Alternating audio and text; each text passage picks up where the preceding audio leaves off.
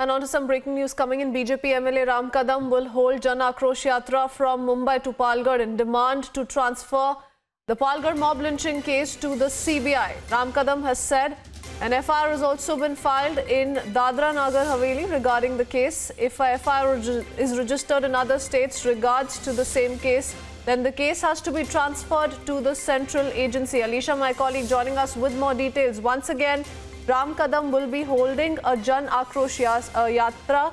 Alisha, the last time he did so, he was detained by the police. What more can you tell us? What are his plans for the day? देखिए, बिल्कुल हमने देखा कि Palghar mob lynching case को लेकर जहां पर राम कदम ने इससे पहले भी जो है एक आक्रोश यात्रा के लिए तैयारी की थी, पर कहीं ना कहीं पर मुंबई में ही उनको डिटेन कर लिया गया था।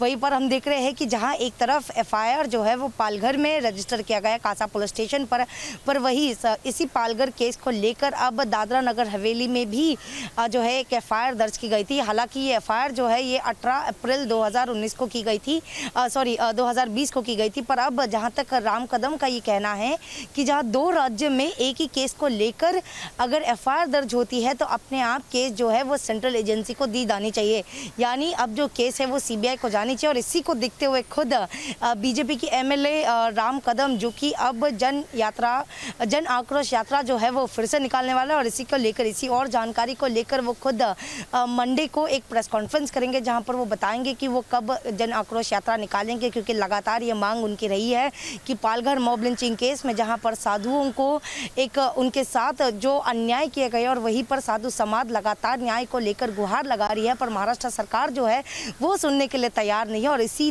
मांग को लेकर एक दूसरा जन आक्रोश यात्रा निकाली जाएगी। और इस बार कहना है कि इस बार पुलिस हो या महाराष्ट्र सरकार हो, कितना भी उनको रोक ले, वो इस बार नहीं रुकेंगे। कुछ भी कर एक साधुओं को न्याय के लिए ये जन आक्रोश निकाली जाएगी। और ये यात्रा इसलिए होगी क्योंकि ये जो पालघर मॉब लिंचिंग केस जो है वो महाराष्ट्र सीआईडी से सीबीआई को सौंप देनी चाहिए। जी, important development, Alisha, because this is the second Jan Akrosh Yatra that BJP MLA is all set to take up, and we'll of course pick up more details on when that happens, when he plans to do the same. But for the moment, what we can confirm to our viewers is that citing that another FIR has been filed in the Palghar mob lynching case in Dadra Nagar Haveli police station, and if an FIR is registered in other states regarding the same case, the case needs to be transferred to the central agency. Based on this, the BJP MLA has now once again demanded CBI probe into the case.